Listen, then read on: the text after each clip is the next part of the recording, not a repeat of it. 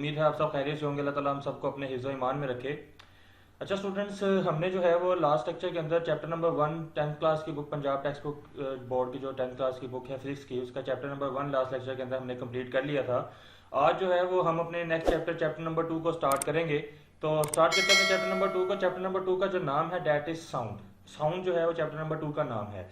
सबसे पहले हम देखते हैं जी साउंड होती क्या है, साउंड प्रोड्यूस कैसे होता है। ठीक है, तो हम इसके बारे में थोड़ा सा देखते हैं साउंड के बारे में। तो इसकी डेफिनेशन आपके सामने जो है नजर आ रही होगी, वो ये कहती है कि all sounds are produced by the vibration of object. आपने चैप्टर नंबर 1 के अंदर वाइब्रेशन को डिटेल में पढ़ लिया था। मैंने आपको बताया था कि वाइब्रेशन किसी भी जिस्म की जो है वो टू एंड फ्रो मोशन होती है। तो साउंड जो है वो भी किसी ऑब्जेक्ट की वाइब्रेशन से जो है वो प्रोड्यूस होती है। ठीक है, ये आपने बात याद रखनी है कि जितनी भी साउंड्स हैं वो किसी न किसी जिस्म की वाइब्रेशन से ही प्रोड्यूस होंगी। ठीक है, अब साउंड की डेफिनेशन क्या है? Sound is a form of energy. Sound भी जो है वो एक एनर्जी की किस्म है that travels in the form of waves, जो कि वेव्स की शक्ल में जो है वो मूव करती है from one place to another, एक जगह से दूसरी जगह। चैप्टर नंबर 1 के अंदर मैंने डिटेल में आपको साउंड के बारे में थोड़ा सा बताया भी था कि साउंड जो है वो वेव्स के साथ साथ जो है वो साउंड भी जो है वो मूव करती है। मैंने आपको एग्जांपल देकर समझाया था कि साउंड की एग्जांपल दी थी। जब हम बोल रहे होते हैं तो हमारी आवाज के जो इर्द गिर्द हमारी जो आवाज प्रोड्यूस होती है वो भी साउंड ही है ना। वो कैसे होती है? हम बोल रहे हैं, हमारे मुंह के करीब वाले जो मॉलिक्यूल्स हैं वो वाइब्रेट करते हैं। मैंने आपको बताया था उनके वाइब्रेट करने से जो है वो हमारी वेव्स की सूरत में साउंड जो है वो आगे ट्रांसफर होती है। तो लिहाजा साउंड की डेफिनेशन क्या बनती है कि sound is a form of energy. Sound जो है एनर्जी की किस्म है that travels in the form of waves, जो कि वेव्स की शक्ल में जो है वो ट्रेवल करती है, सफर करती है from one place to another, एक जगह से दूसरी जगह। ठीक है, तो ये साउंड की डेफिनेशन थी। अब इस चैप्टर को स्टार्ट करते हैं। तो चैप्टर को स्टार्ट करते हैं साउंड वेव्स से। साउंड वेव्स क्या होती हैं? अच्छा जी, साउंड वेव्स क्या होती हैं? दूसरी वेव्स की तरह, जैसे कि आपके पास दूसरी वेव्स हैं, लाइट वेव्स हैं, इसके अलावा और भी बहुत सी वेव्स हैं, वाटर वेव्स हैं। ठीक है, तो इन वेव्स की तरह साउंड जो है वो भी वाइब्रेटिंग बॉडी से जो है प्रोड्यूस होती है। मैंने अभी आपको बता दिया। वाटर वेव्स भी, जब आप पानी के अंदर जो है थोड़ी सी वाइब्रेशन करते हैं, रिपल टैंक के अंदर आपने पढ़ा था, तो वाइब्रेशन करने से आपकी वाटर वेव्स प्रोड्यूस होती हैं। लिहाजा साउंड वेव्स भी जो है वो किसी जिस्म की वाइब्रेशन से ही प्रोड्यूस होती हैं। वाइब्रेट करने से क्या होता है? जो जो जिस्म को आप वाइब्रेट कर रहे होते हो उस जिस्म के इर्द गिर्द अराउंड जो है वो कुछ एयर के मॉलिक्यूल्स होते हैं, एयर पार्टिकल्स होते हैं। ठीक है, वो एयर पार्टिकल्स उस जिस्म के वाइब्रेट करने से वाइब्रेट होते हैं, एयर के पार्टिकल्स भी। उनकी वाइब्रेशन जो है वो आगे ट्रांसफर होती रहती है, एक मॉलिक्यूल से दूसरे मॉलिक्यूल्स की तरफ ट्रांसफर होती रहती है और इंसान के कान तक जो है वो पहुंच जाती है। ठीक है, तो ये साउंड वेव्स जो है वो ऐसे जो है वो ट्रांसफर होती हैं। ठीक है, इसकी एग्जांपल मैं आपको समझाता हूँ। मेडिकल फील्ड के अंदर सबसे पहले एग्जांपल, मेडिकल फील्ड के अंदर डॉक्टर स्टेथोस्कोप यूज करते हैं आपकी हार्ट बीट को जो है वो चेक करने के लिए। क्या करते हैं? वो कान के अंदर स्टेथोस्कोप लगाते हैं और उसके दूसरा सिरा जो होता है वो आपके हार्ट के ऊपर जो है वो यहाँ पर रख देते हैं। ठीक है, आपको सामने डायग्राम के अंदर नजर भी आ रहा होगा। अब वो क्या कर रहे हैं? जो आपका हार्ट जो है वो जब पंप करता है तो वो वाइब्रेशन प्रोड्यूस करता है। उसकी वाइब्रेशन जो है वो स्टेथोस्कोप को मिलती है और वही वाइब्रेशन जो है वो मॉलिक्यूल मॉलिक्यूल ट्रांसफर होते होते आपके कानों तक जो है वो पहुंच जाती है। तो ये भी साउंड वेव्स की सूरत में आप हार्ट बीट को जो है वो सुन रहे हो।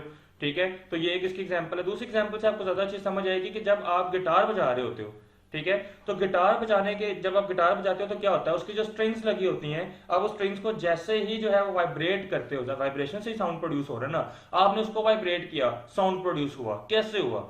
उसकी वाइब्रेशन से, मैंने अभी बताया वाइब्रेशन से साउंड प्रोड्यूस होता है, स्ट्रिंग की वाइब्रेशन से साउंड प्रोड्यूस हो गया।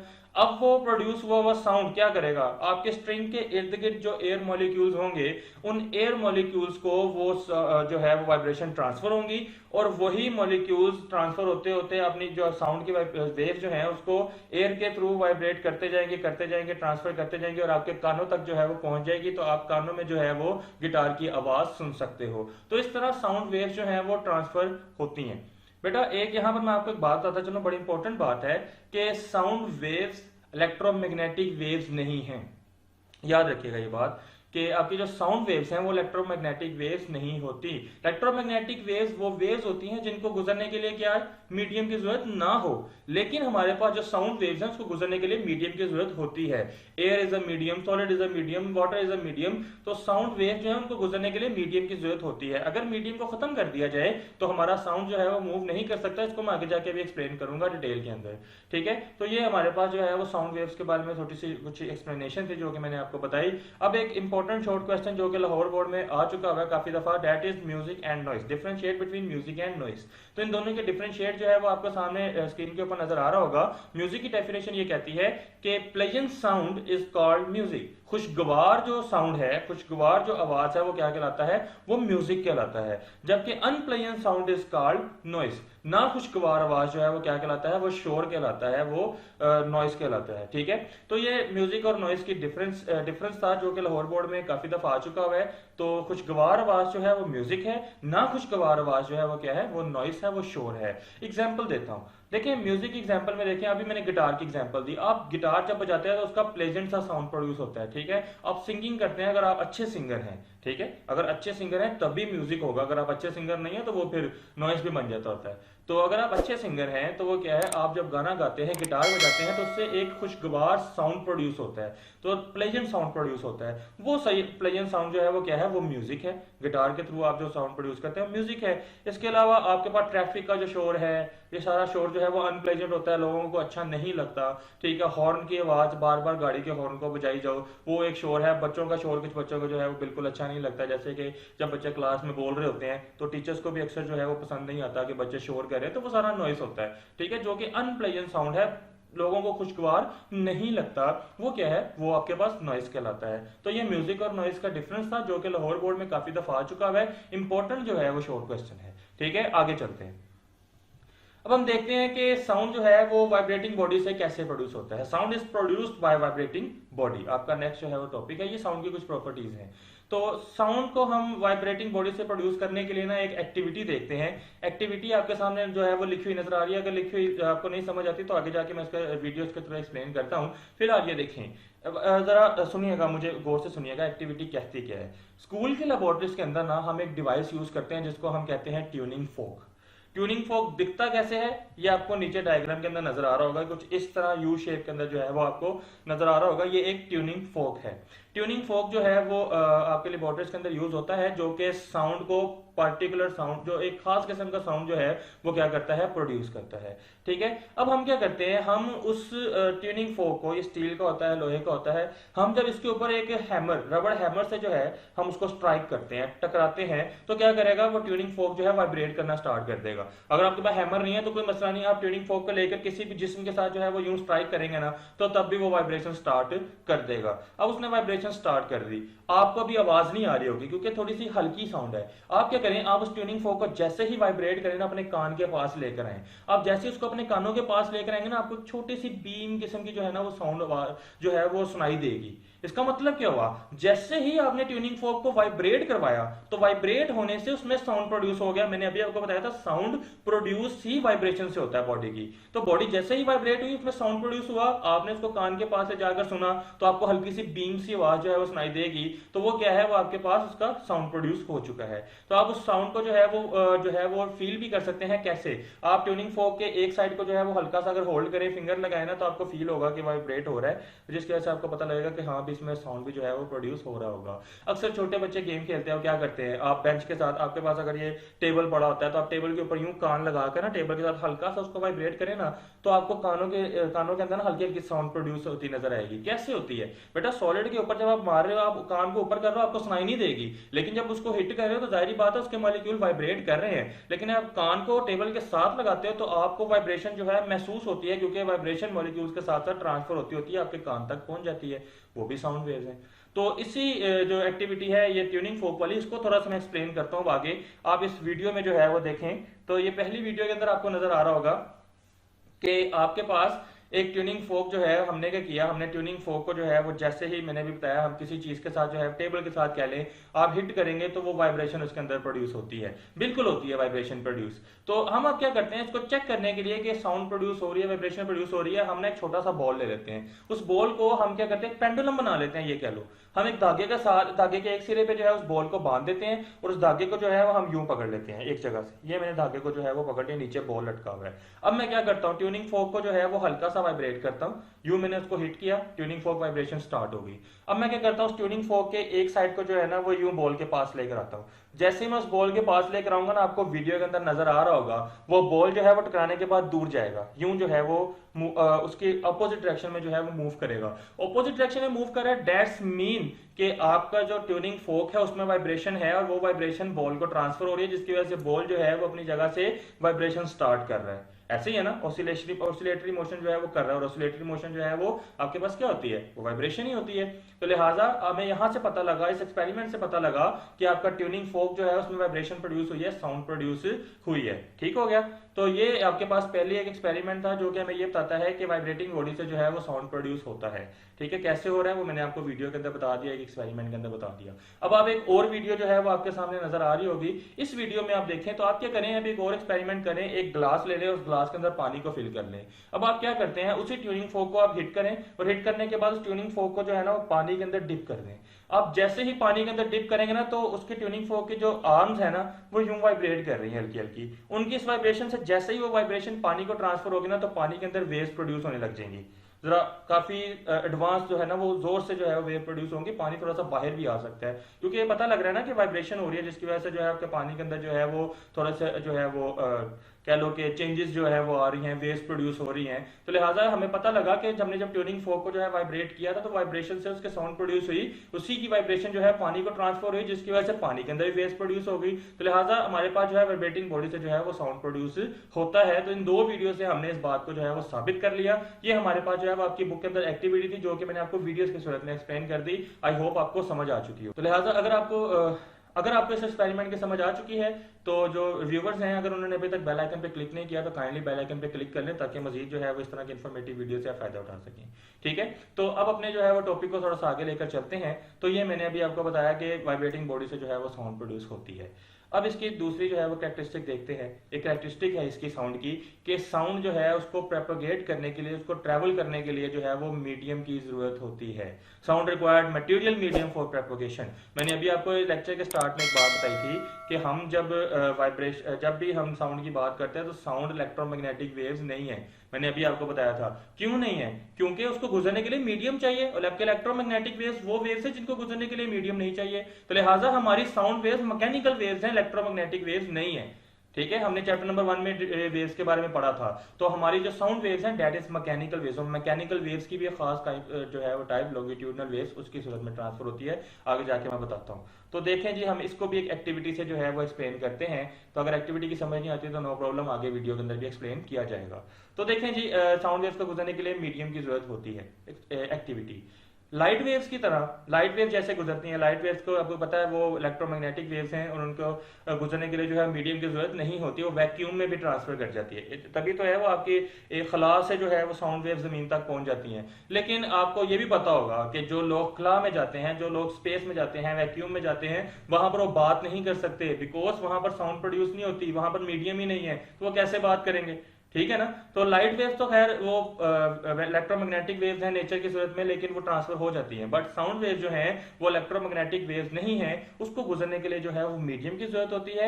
हम इसको जो है वो प्रूव करते हैं एक बेल जार ऑपरेटर्स की सूरत में। बेल जार ऑपरेटर्स जो है वो आपके सामने डायग्राम के अंदर नजर आ रहा होगा। ये क्या है, एक शीशे का जो है वो जार बना हुआ है, बेल जार। इसके अंदर ना एक इलेक्ट्रिक बेल जो है वो हम की हुई है। नीचे आपके पास ना एक वैक्यूम पंप लगाया हुआ है, जो कि इस जार को जो है वो इस जार के अंदर वैक्यूम को प्रोड्यूस कर देगा, और हमने उस बेल को जो है वो इलेक्ट्रिकल पावर के साथ जो है वो क्या कर दिया है, ज्वाइन कर दिया है। तो ये मैंने एक वैक्यूम पंप का जो है वो प्लेटफॉर्म, बेल जार का जो है वो ऑपरेटर जो है वो आपके सामने मैंने दिखा दिया। अब इसको जो है वो हम देखते हैं कि क्या वाकई ही साउंड को गुजरने के लिए मीडियम की जरूरत होती है। देखें, आपको जो है वो इस वीडियो के अंदर जो है वो एक्सप्लेन होगा।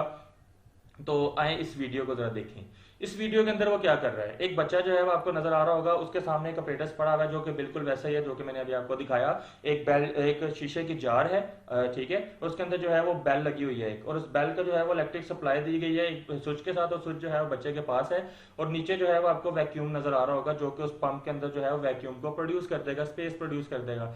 अब क्या करते हैं, आपने वैक्यूम को ऑन नहीं किया, अभी जार के अंदर जो है वो एयर मौजूद है। आप जो है वो इलेक्ट्रिक सप्लाई को ऑन करें तो आपको जो है वो वो बेल जो है वो बजने स्टार्ट हो जाएगी और आपको अच्छी खासी साउंड प्रोड्यूस होती नजर आएगी, आपको आवाज आएगी साउंड की कि आपकी जो है वो साउंड जो है प्रोड्यूस हो रही है, बेल रंग हो रही है, और बेल के रंग होने की आवाज जो है वो आपके कानों को सुनाई देगी और बेल आपको रंग होती नजर भी आएगी। लेकिन अब आप क्या करें, यहां पर तो आपको नजर आया जी, अभी उसके अंदर एयर थी तो आपको बेल बजती नजर आ गई। अब आप क्या करें, आप नीचे से वैक्यूम, नीचे वैक्यूम लगा हुआ है, उस वैक्यूम को ऑन करें। वैक्यूम को जैसे जैसे ऑन करते हैं वैक्यूम जो क्या करेगा, वो आपके जार के अंदर जो एयर होगी उसको बाहर निकालता जाएगा और जार की जो है वो जार को एयर फ्री कर देगा, यानी उसके अंदर वैक्यूम को प्रोड्यूस कर देगा। जैसे जैसे एयर कम होती जाएगी आपको साउंड जो है वो हल्की आवाज, साउंड की आवाज जो है वो हल्की होती जो है वो सुनाई देगी, हल्की जो है वो साउंड होती जाएगी, उसकी क्वालिटी थोड़ी सी कम होती जाएगी, कम होती जाएगी, लाउडनेस कम होती जाएगी, कम होती जाएगी।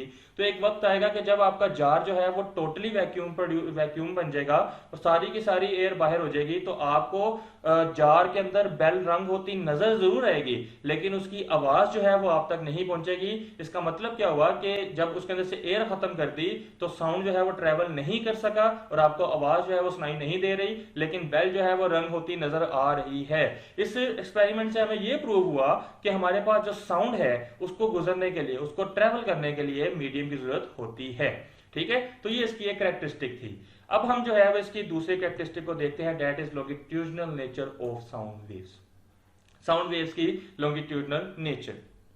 सबसे पहले लॉन्गिट्यूडनल वेव्स के बारे में आपको पता होना चाहिए। मैंने आपको चैप्टर नंबर 1 के जो है वो चैप्टर लेक्चर्स के अंदर मैंने लॉन्गिट्यूडनल ट्रांसफर वेव्स के बारे में एक डिटेल जो है वो आपको लेक्चर दे चुका हूं, आप वो जाके सुने पहले, ताकि आपको लॉन्गिट्यूडनल वेव्स के बारे में थोड़ा सा कंसेप्ट आ जाए। अगर आपको लॉन्गिट्यूडनल वेव्स के बारे में कंसेप्ट है तो वेल गुड आपके लिए जो है वो, ताकि आपको जो है वो इस लेक्चर की आसानी आगे कैरेक्टरिस्टिक्स की आसानी से समझ आ जाएगी। ठीक है, तो इस कैरेक्टरिस्टिक को स्टार्ट करते हैं। मैं आपको लॉन्गिट्यूडनल वेव्स के बारे में थोड़ा सा पहले बता दूं।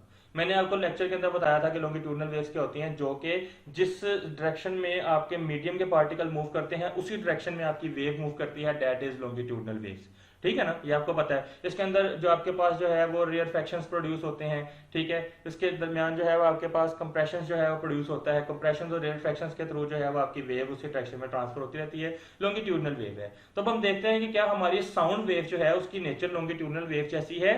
बिल्कुल है, हम इसको एक्सप्लेन करते हैं एक्सपेरिमेंट के साथ, जो है वो मैं आपको समझाता हूँ। तो आइए एक्सपेरिमेंट को जरा देखते हैं। अच्छा जी, अब देखिए ट्यूनिंग फॉर्क की एग्जांपल ले लेते हैं। आपको सामने डायग्राम के अंदर नजर आ रहा होगा, अभी ट्यूनिंग फॉर्क जो है वो वाइब्रेशन में नहीं है, अभी वो रेस्ट में है। रेस्ट में है तो उसकी मीन पोजीशन O और एक मीन पोजीशन A और एक बी साइड के ऊपर जो है, बी साइड के ऊपर आपको इस साइड पर अगर आप गौर करें तो एयर मॉलिक्यूल जो है वो एयर जो है वो मीडियम की यूं नजर आ रही होगी लाइंस की सूरत में। अभी उसमें कोई वाइब्रेशन प्रोड्यूस नहीं हो रही, तो वो भी अभी रेस्ट में है। ये मैंने जो लाइंस लगाई है ना, ये मैंने एयर की जो है वो लाइंस लगाई है, तो एयर के मॉलिक्यूल्स की, मीडियम्स की। ठीक है, अब क्या करते हैं, हम ट्यूनिंग फोक को वाइब्रेट करना स्टार्ट करते हैं। जैसे ये वाइब्रेट करेगा तो आप गौर करना, इसका जो ये आर्म है ना वो यूं यूं वाइब्रेट करेगी, टू एंड फ्रो ऐसी करेगी ना। अभी O से जो है वो B पोजीशन की तरफ मूव किया उसने। जैसे ही O से B पोजीशन की तरफ मूव करेगा, B पोजीशन पर मौजूद एयर मॉलिक्यूल जो है वो आपको नजर आ रहा होगा थोड़े से कंप्रेस हो गए। कंप्रेस हुए ना तो इसमें कंप्रेशन प्रोड्यूस हो गई। अब यही कंप्रेशन जो है वो आगे ट्रांसफर होती जाएगी। ये कंप्रेशन प्रोड्यूस हुई, यहां से कंप्रेशन जो है वो इन मॉलिक्यूल्स को ट्रांसफर होगी, ये कंप्रेशन इन मॉलिक्यूल्स को ट्रांसफर होगी, यहां रेयर फ्रैक्शन प्रोड्यूस हो जाएगी, यहां कंप्रेशन प्रोड्यूस हो जाएगी। इसी तरह compression rarefaction, compression rarefaction. तो ये आपके पास जो है लॉन्गिट्यूडनल वेव्स की सूरत जो है वो प्रोड्यूस हो जाएगी। आगे तीसरी डायग्राम में आप देखें, जैसे ही ये दोबारा ए की तरफ आएगा ना तो इन मॉलिक्यूल्स को जगह मिल जाएगी, बी के करीब जो होंगे वो थोड़ा सा एक्सपैंड करेंगे, वहां पर रेयर फ्रैक्शन प्रोड्यूस हो जाएगी, जबकि आपके जो कंप्रेशन है वो आगे ट्रांसफर होता जाएगा। इसी तरह जब ये टू एंड फ्रो मोशन करता जाएगा तो आपकी इस तरह रेयर फ्रैक्शन और कंप्रेशन प्रोड्यूस होते जाएंगे और आपकी साउंड वेव जो है वो आगे ट्रांसफर करती जाएगी, करती जाएगी, करती जाएगी। तो ये नेचर जो है लॉन्गिट्यूडनल वेव्स की नेचर है। तो लिहाजा मैं कह सकता हूं कि आपकी साउंड वेव जो है उसकी नेचर बिल्कुल लॉन्गिट्यूडनल जो है वो वेव्स की जैसी है। तो मैंने अभी आपको बताया था कि साउंड वेव्स आपकी मैकेनिकल वेव्स हैं, और मैकेनिकल वेव्स की भी एक टाइप है जो कि लॉन्गिट्यूडनल वेव है, उसकी जो है वो जो एग्जांपल है that is sound wave. Sound wave longitudinal waves के जो है वो नेचर की तरह ट्रांसफर होती है। अगर आपको अभी तक समझ नहीं आई तो आप इस वीडियो को जो है वो जरा गौर से देखिए। इस वीडियो के अंदर क्या है, एक जो है वो पर्सन एक ड्रम जो है वो बीट कर रहा है। ड्रम को बीट करता जा रहा है, ड्रम को बजाता जा रहा है, जाहिर बात है ड्रम से जो है वो साउंड प्रोड्यूस होगा। अब क्या हो रहा है, जैसे वो ड्रम को बीट कर रहा है, ड्रम को बीट करने से उसके ड्रम के इर्द गिर्द जो है वो एयर मॉलिक्यूल्स होंगे, वो एयर मॉलिक्यूल जो है वो उसको एयर मॉलिक्यूल्स के साथ साथ वाइब्रेशन होती जाएगी और वही वाइब्रेशन आपके इंसान के कान तक जो है पहुंचेगी और इंसान को ड्रम की आवाज सुनाई देगी। ऑब्वियसली बात है, ऐसी सुनाई देगी। अब जरा गौर करें वीडियो के अंदर क्या हो रहा है, जैसे ही वो ड्रम को बीट कर रहा है बिल्कुल वैसे ही ड्रम के इर्द गिर्द जो है वो एयर मॉलिक्यूल्स के अंदर क्या हो रहा है, कंप्रेशन प्रोड्यूस हो रही है। फिर जैसे ही ड्रम बीट करके दोबारा जो है वो स्टिक को उठाता है, वही कंप्रेशन आगे ट्रांसफर होती है, यहां पर रेयरफैक्शन प्रोड्यूस हो जाती है। फिर वो बीट करता है तो कंप्रेशन होती है, कंप्रेशन आगे जाती है, रेयरफैक्शन प्रोड्यूस हो जाती है। फिर वो बीट करता है, कंप्रेशन, रेयरफैक्शन, फिर बीट करने से कंप्रेशन, रेयरफैक्शन, लिहाजा कंप्रेशन और रेयरफैक्शन यूं आगे ट्रांसफर होती जा रही है और वही कंप्रेशन रेयरफैक्शन जो है वो जैसे कान तक पहुंचेगी आपको साउंड जो है वो सुनाई देगी। लिहाजा मैंने इस एक्सपेरिमेंट से, इस वीडियो के अंदर भी वो यही बात बता रहा है कि साउंड वेव जो है वो नेचर उसकी बिल्कुल लॉन्गिट्यूडनल वेव जैसी है। ठीक है, तो ये एक रियल लाइफ एग्जांपल से मैंने आपको समझाया। तो यहां तक हमारी कैरेक्टरिस्टिक जो है वो साउंड की प्रोड्यूस जो है वो कंप्लीट हो चुकी हैं। यहां तक अगर आपको कोई क्वेश्चन है तो आप मुझसे कमेंट में जरूर पूछिएगा, मैं आपको उसका आंसर करूंगा। इसके अलावा अगर आपके कोई मैथमेटिकल क्यूरी हो या आपको कुछ ऐसा कॉन्सेप्ट जो है वो आपको समझ में ना आ रहा हो तो आप हमारे फेसबुक के पेज thestudypoint.pk पर जाकर इनबॉक्स के अंदर जो है मुझसे क्वेश्चन पूछ सकते हैं, मैं आपको वहां पर इंशाल्लाह पर्सनल जो है वो आंसर कर दूंगा। तो अब मैं आपसे इजाजत चाहूंगा। यहाँ तक हमारा आज का लेक्चर था। अगर आपको मेरे लेक्चर की समझ आई है तो नए आने वाले व्यूवर से गुजारिश है कि हमारे studypoint.pk के जो चैनल है उसको जरूर सब्सक्राइब करें और बेल आइकन पर क्लिक कर लें ताकि वो मजीद आने वाली वीडियो से जो है फायदा उठा सकें। अब आपसे इजाजत चाहूंगा, अपना ख्याल रखिएगा, अल्लाह हाफिज।